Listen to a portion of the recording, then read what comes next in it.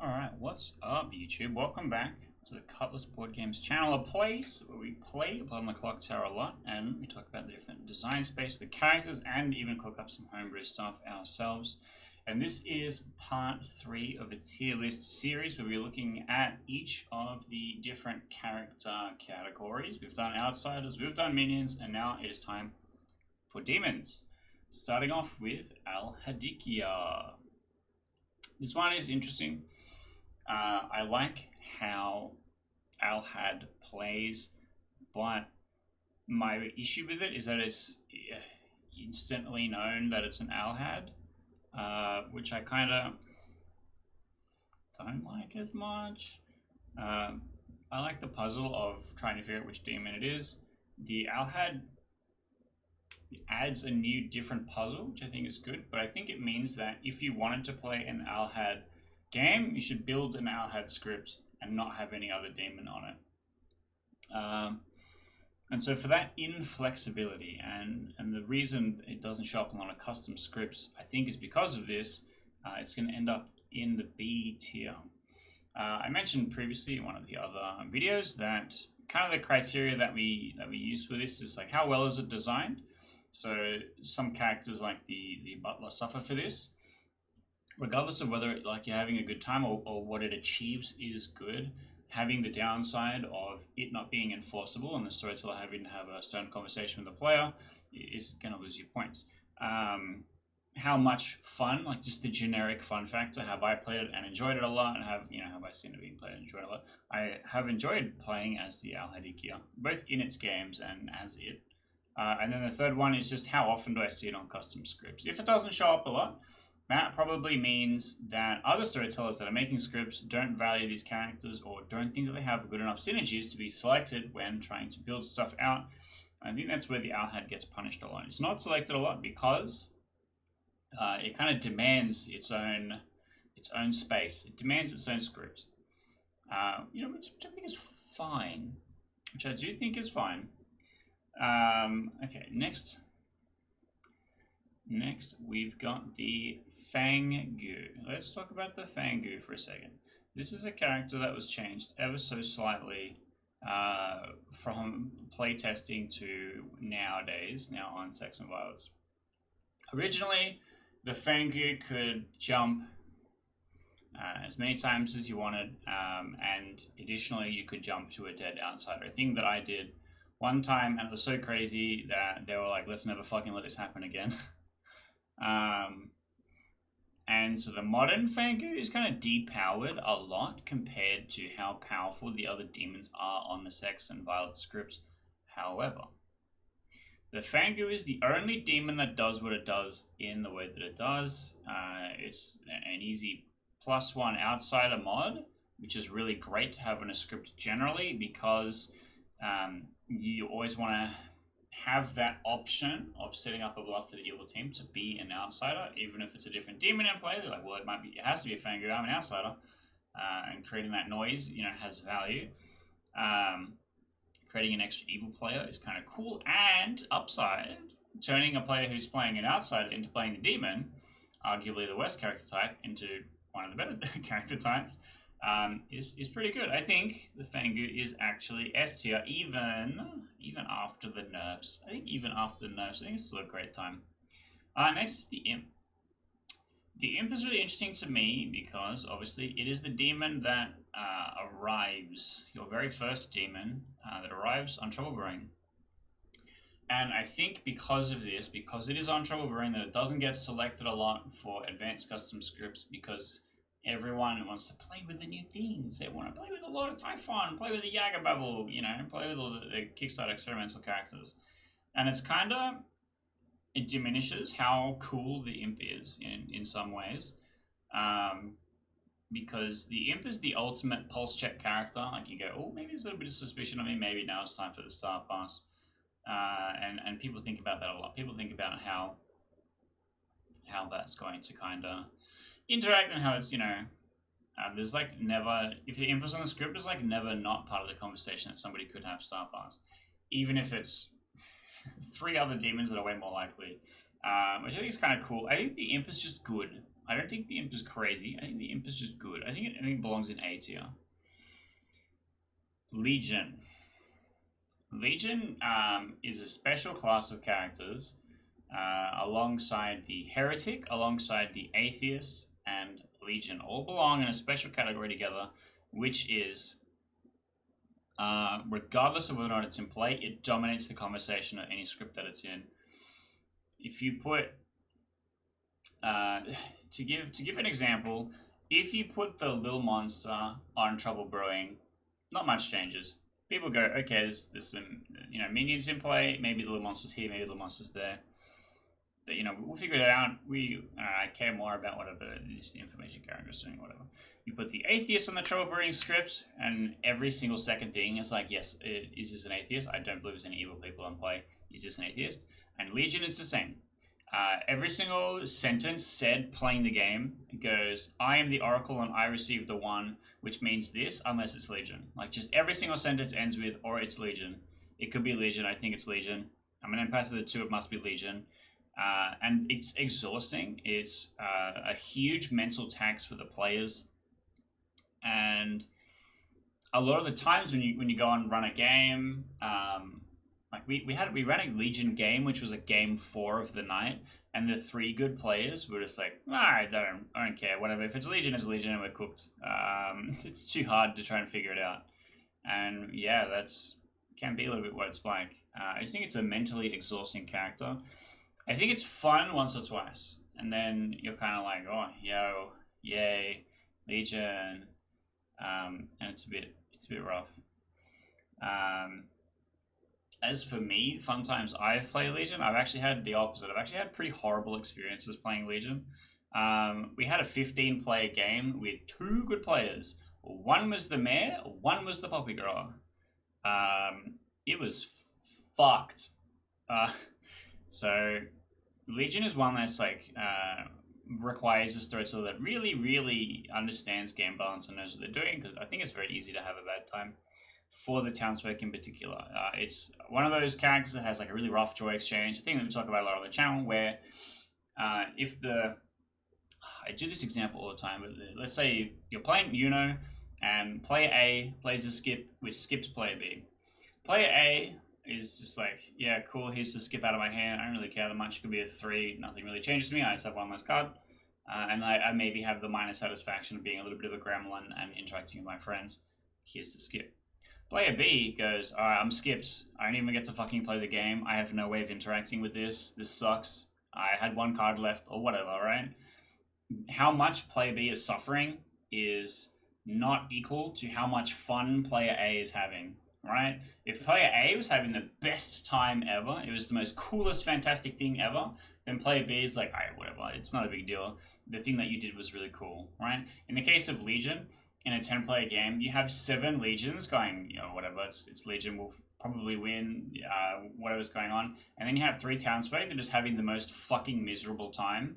And it's just not equitable. Like, even if I'm exaggerating at how bad a time the 3 townsfolk are having, they are not having equally as bad a time as Legion is having fun, right?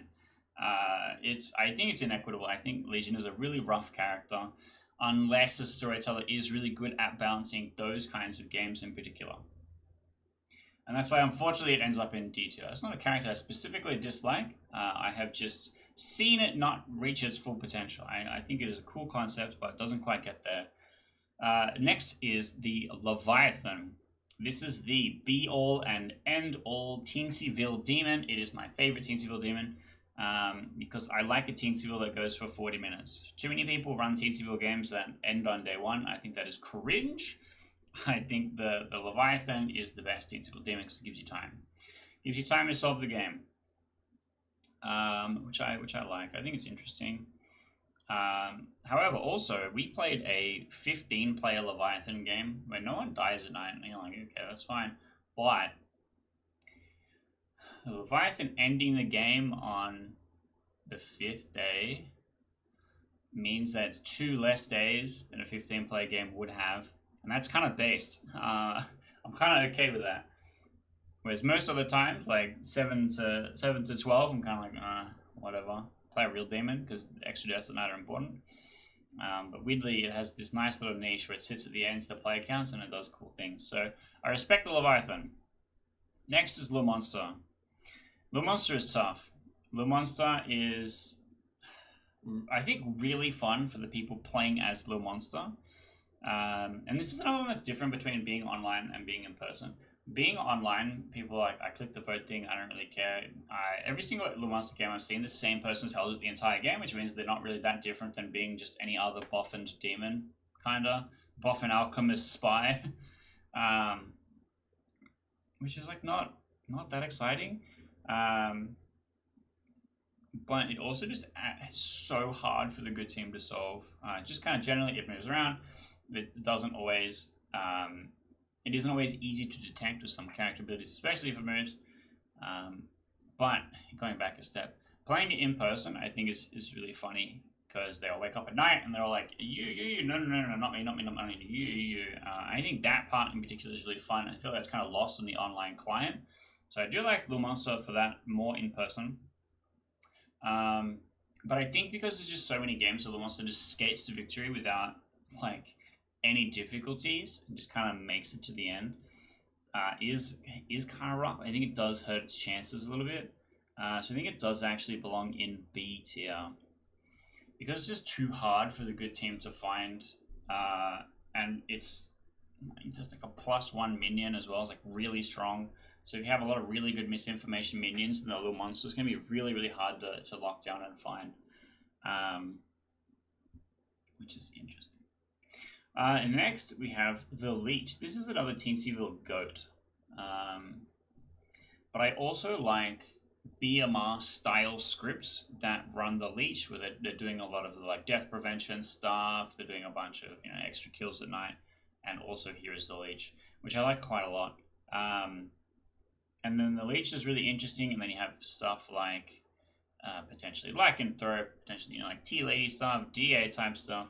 I actually really like how it works in a big script as well as a Teensyville script, even though I think it's one of the greatest Teensyville demons.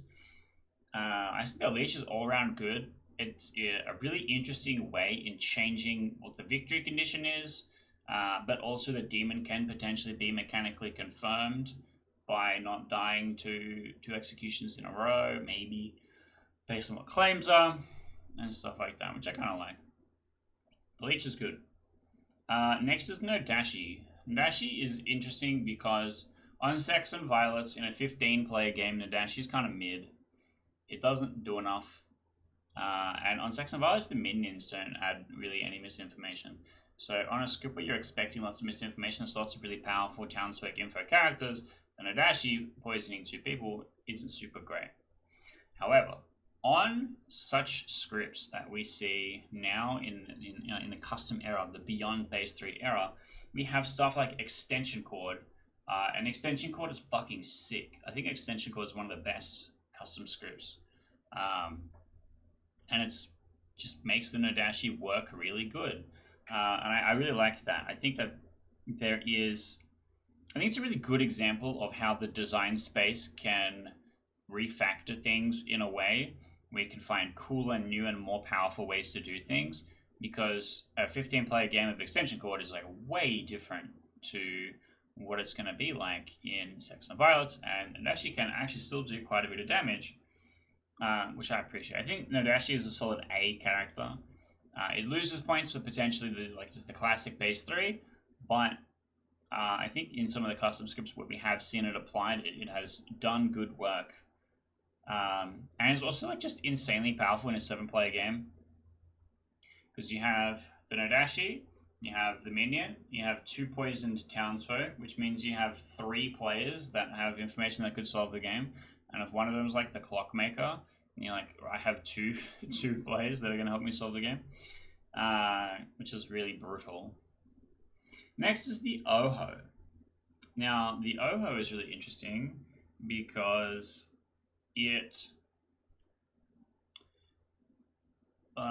on a script of the Oho, if players are really good at bluffing things that aren't, especially the townsfolk, then the Oho is kind of blind. I think that the Oho is about how your group plays. I think some groups will be really good, some groups will be really bad.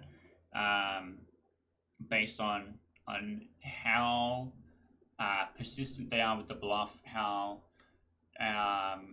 much they enjoy being goofy and saying the funny character claims.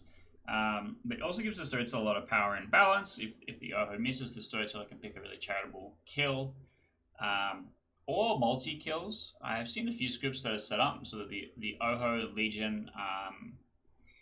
There was something else I can't remember. To set up potential multi kills so that it would hide that it was the Oho, or that it would hide that it was Legion, because the storyteller gets to choose whoever dies if the Oho misses.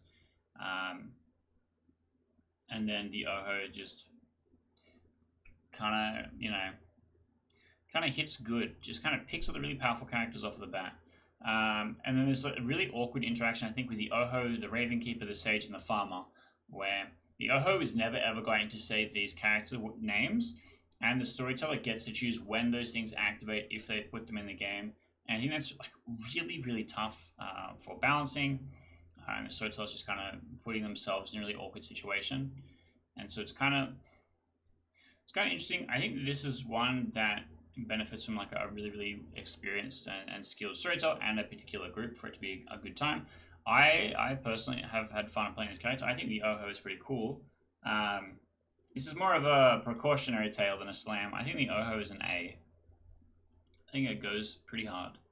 Alright, next is the Poe. The Poe wins an award for shittest icon. What is that? What is this thing? It's a snot. We love a snot demon here. The Poe is interesting. I don't see the Poe ever show up on any custom scripts, just ever, which is kind of crazy. I think just like not enough things set up good multi-kill scripts. I think there's not enough Kickstarter experimental and newly released characters that enable multi-kill demon scripts in the way that Badman Rising does. I think that we just have too many things that just add to like the Sex and Violet style of gameplay, and not enough things that add to the Badman Rising style of gameplay. And so it is really tough for the Poe to find a home on new and different scripts. And so it doesn't show up very often. We don't play very many Poe scripts here. I think the Poe is a really cool character, especially because there's always that fear of the no death at night. Is it a Poe charge? Does the monk protect someone? What's going on? You know, which is a bit brutal to kind of figure out. You know, but I like the Poe. I think the Poe is fun to play, but I think it just is so nestled in Badman Rising that it doesn't find a lot of places outside of Badman Rising. It's just kind of a C. Until TPI like starts to actually develop more characters that fit within the BMR niche, and I know that there is a couple unreleased ones that do kind of fill in that kind of area, that the Poe's not really going to find a home on many experimental scripts. I'm actually hoping that one of the new sets of base 3 is going to be like a BMR 2.0 or something that is going to introduce a bunch of these new different protectors and extra death characters that interact in a new and interesting way, so that the Poe can maybe see some new light with some new characters. Maybe people can cook a little bit and see how that goes, but at the moment it's kind of underwhelming. It's a bit underloved. It is a bit underloved. Next up is the Puka. Shout out to our Night Zero killer, the Puka. It's interesting because everything that you pick has got to be in advance, and you're picking on Night Zero before you even get a chance to talk to anyone. So it's kind of a snipe if you do poison someone that has like a YSK character.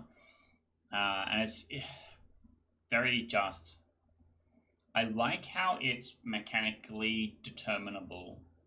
And you go, okay, either we executed someone and no one died and that person thought they might be poisoned, Puka.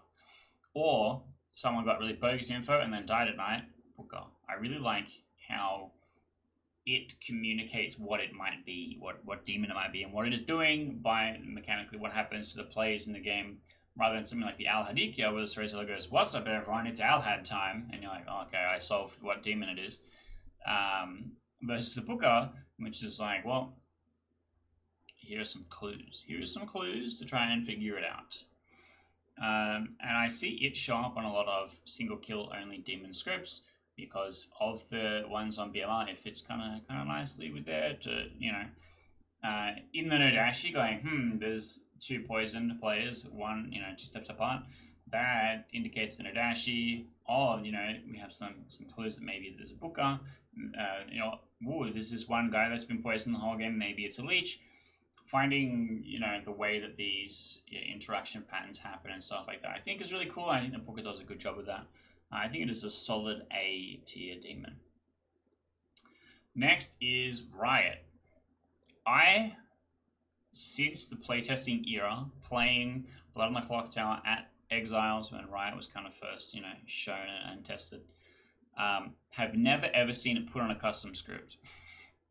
I don't know what the purpose of this character is. It was even changed. It was adjusted in that time, in that release time. People don't play this character, and it's hard to know why. And I did a video recently, Blood on the Clocktower's most underplayed and underloved, upon which Riot featured.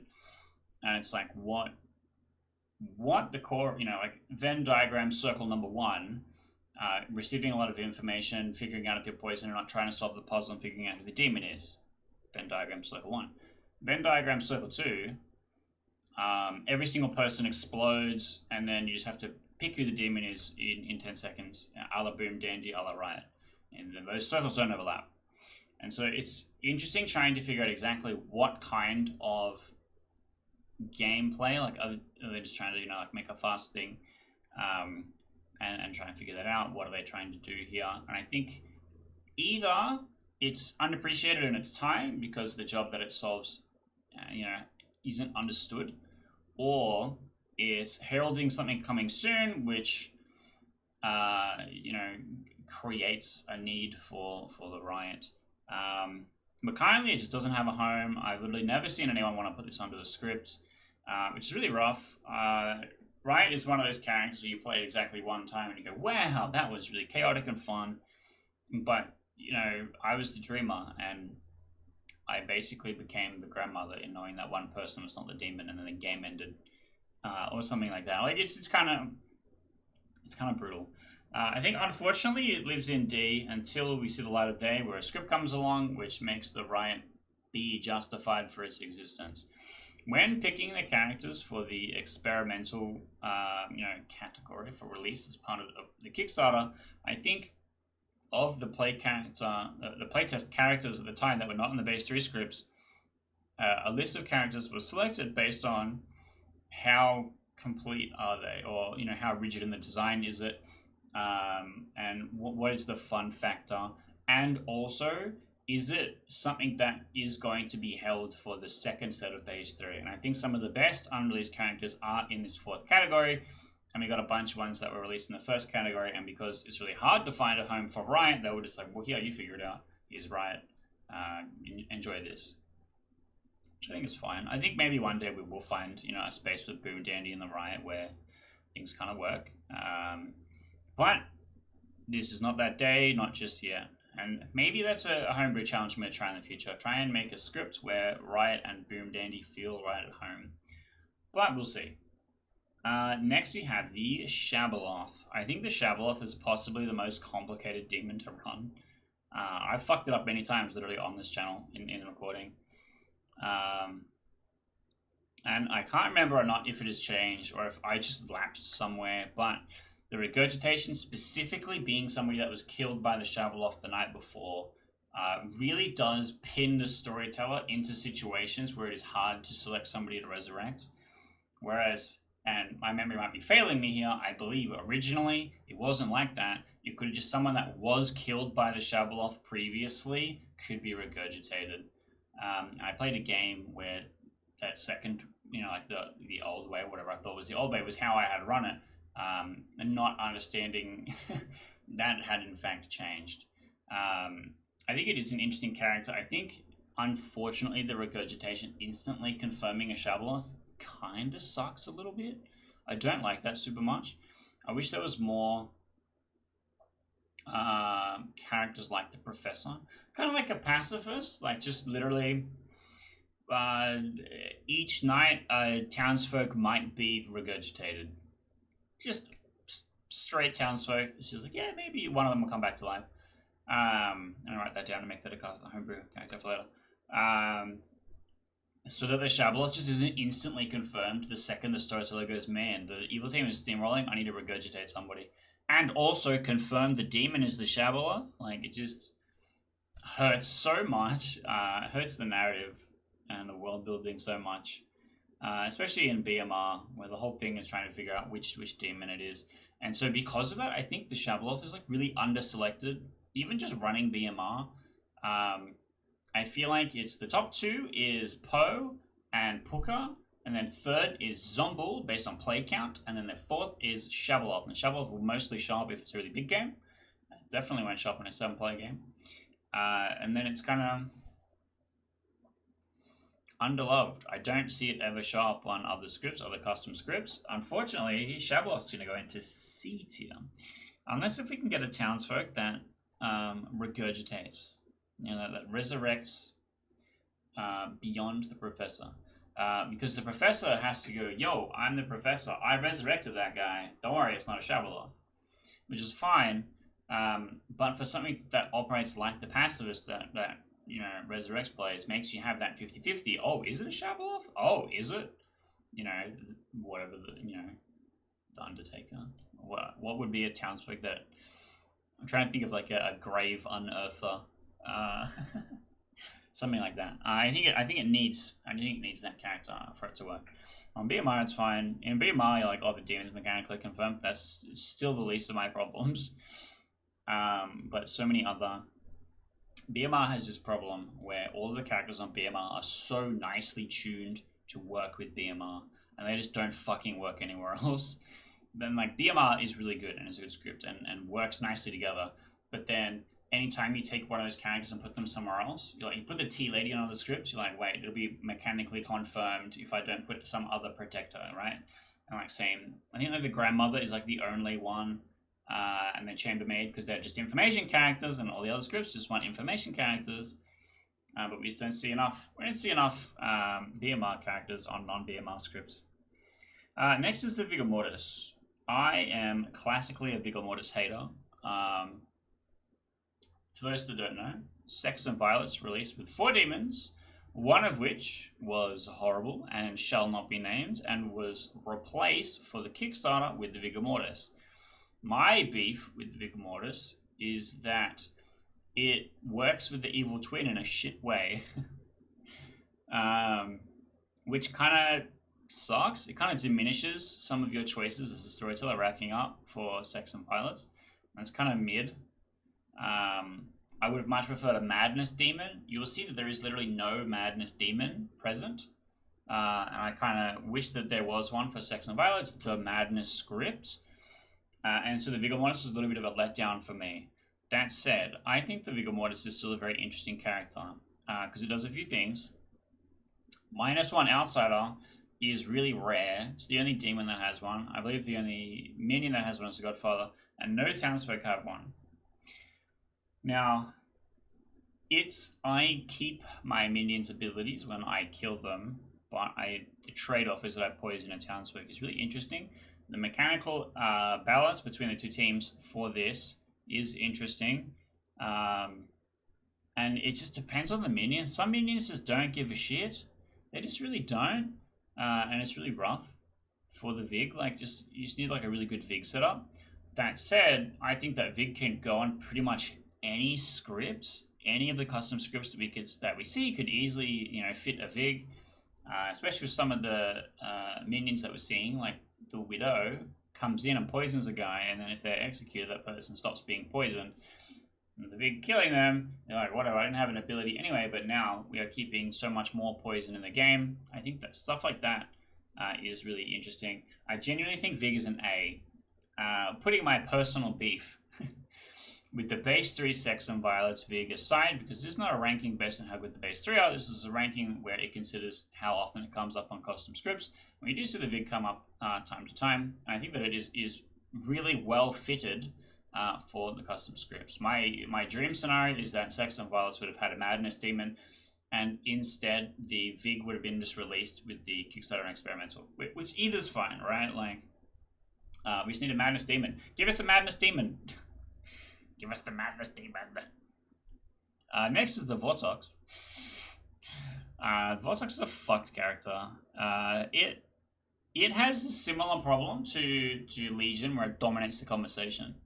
But I think of the characters with this problem, the Vortox is the best one.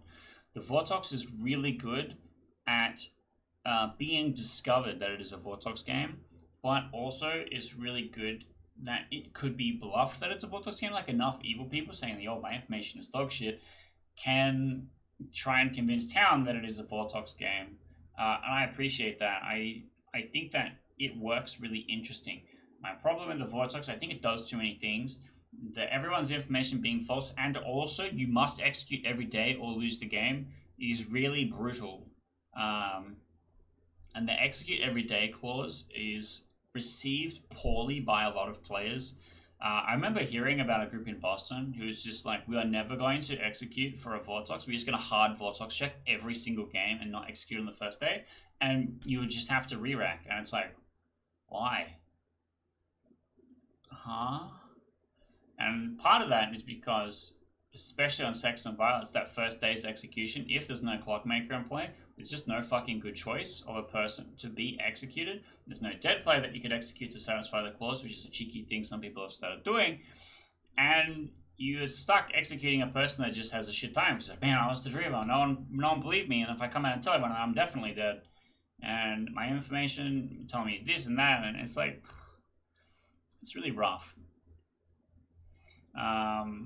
I don't think that it is a bad demon. I just think that it is a particularly brutal demon. I think it has the same problem that the monster does, where it's like just a little bit too hard for the good team to solve sometimes, and the punishment is just too great for not respecting the Vortox, and I think it just ends up in B tier, unfortunately. It doesn't show up on a lot of custom scripts because of how brutal and powerful it is, because it can shut off some players who go, "Oh yeah, all my information sucks. What do I care? What's the point?" Which I think is a bit rough. Next is the Zombuul. The Zombuul goes in D tier, I'm sorry to say. The Zombuul is a really rough character. It's just adds so much time to a game. And it almost never kills. It's so slow, and then it just sits there and is dead, and the town has no way of finding it. The Oracle is not on Bad Moon Rising, it's on Sex and Violence. The Chambermaid can't even pick dead players to find a Zombuul that maybe woke up and killed someone. It's just so hard to find. Town ends up double tapping so many people looking for a Zombuul, it wastes so much time. I think the Zombuul is just really rough as a character. I genuinely think that its kill pattern is not obvious enough for how hidden the demon is, and I think a different kill pattern would have worked better. So it's just the slowest game possible, and that's my main gripe with it. It will turn what could have been a nice 1 hour game with 12 players into a 2 hour game for just no fucking upside, and that's really frustrating to me. I don't like it when games run for longer than an hour. Any game, I'm talking any game. I like to have a break, go on, drink some juice, and have a nap afterwards. For then to come into a game of Clocktower, and I'm already pushing it. I'm like, okay, it's gonna be an hour and a half because we have this number of players, and that's fine. So it keeps things kind of punchy and moving along. That's not a problem. And then we have just a real fucking dragger, and it's like,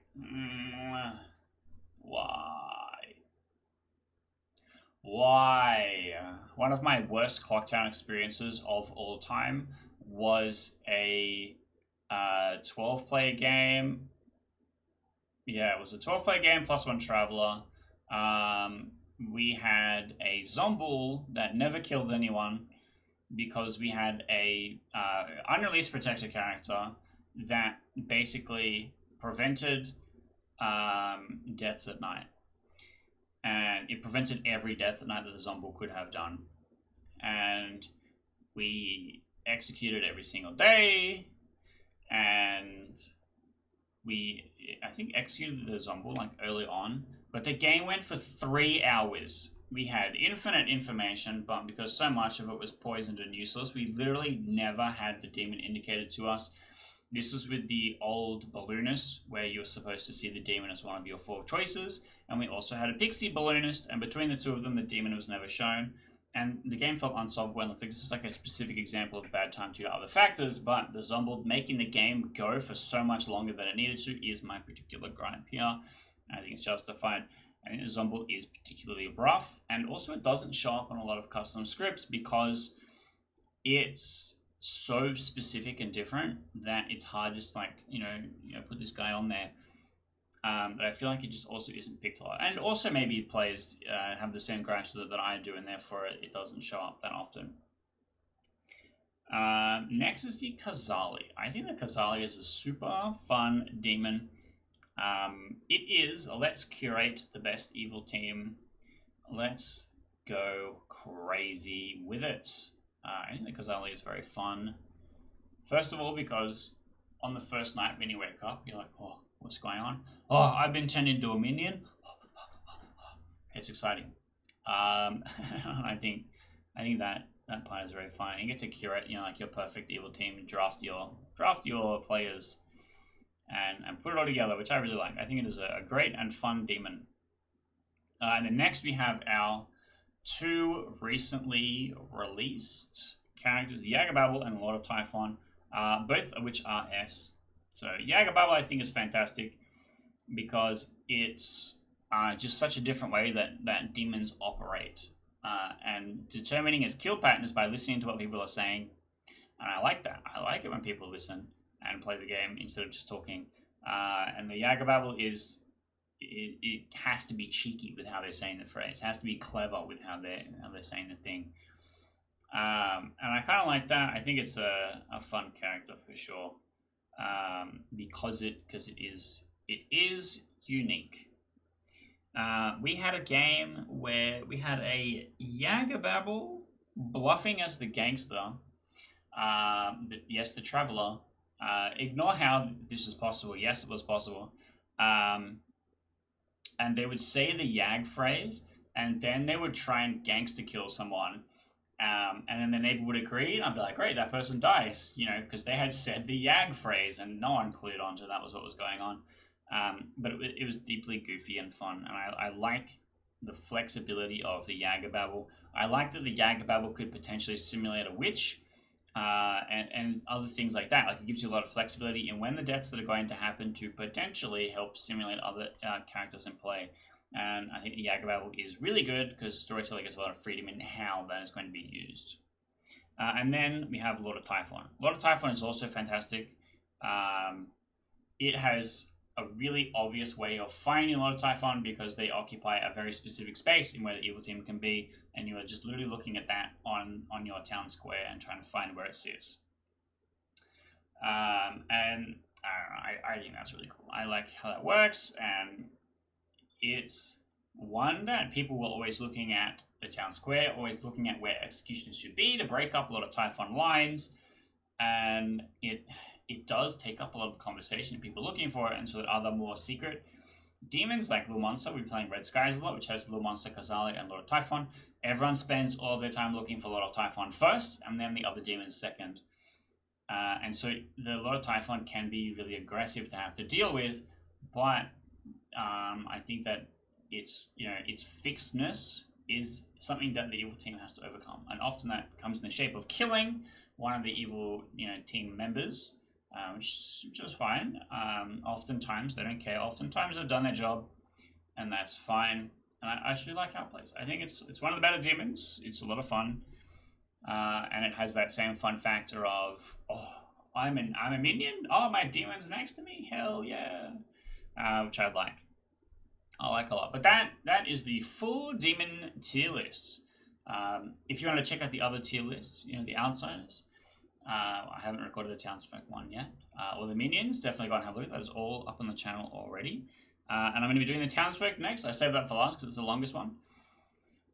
and maybe has some of the hottest takes. If you disagree with something here, let me know in the comments. I feel like some of these, maybe I'm a bit too punishing because of personal experience, or maybe I'm a little bit too optimistic. And you know, some things like the Riot, I am confident possibly will get better with time. And I don't think that the Zombuul will get better with time. You can, I guess, fight me on that one. And so I think it's interesting, you know, coming and considering how all the different characters fit, which ones show up more on custom scripts because they are widely regarded as fun by players. Like a shit script is not going to be run multiple times, and so for a script to show up multiple times, those characters will show up multiple times. People having fun with those characters are going to encourage it to show up more often, and so therefore a meta develops as to which characters are being shown on scripts.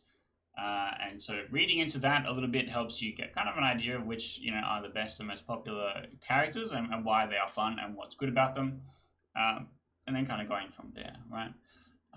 And then how much I've personally had a lot of fun. I'm the demon a lot of the time. I'm just evil a lot of the time, and then sometimes I also play Blood on the Clocktower. And speaking of which, that is a thing that we do on this channel a lot. We play a lot of Blood on the Clocktower. I also do a lot of videos like this where I talk about the design space and how some of the different characters, what they're doing, and you know what kind of space they occupy, and talk about homebrew stuff and a lot of other cool things. So if you're interested in any of design discussion when it comes to things like Clocktower, stick around. I will literally have a playlist on the screen, which is all of the Blood on the Clocktower content that I do. We do a lot of gameplay, we do a lot of design discussion stuff, so check that out. And also there'll be a suggested video for you, which is probably another tier list video, but we do some other cool stuff on the channel. I'm doing a Let's Play Ape Escape trilogy playthrough. I'm literally wearing my Ape Escape t-shirt right now. I'm also doing a Path of Exile 2 Let's Play because that just came out in December, and I've, you know, put 50 hours into in the first week of release. And that's all up on the channel, slowly being released this year because my goal is to do one video every single day for 2025, and so that I can hit 1,000 subscribers. So I'd appreciate a lot if you would help me reach my goals because they are lofty and exhausting. So stick around, we're going to see some more cool Clocktower stuff and maybe see what cool stuff is cooking on the channel in the future. So hit that subscribe button, get in the comment section, tell me why you think Al-Hadikhia is actually S tier, and then I'll see you in the next one.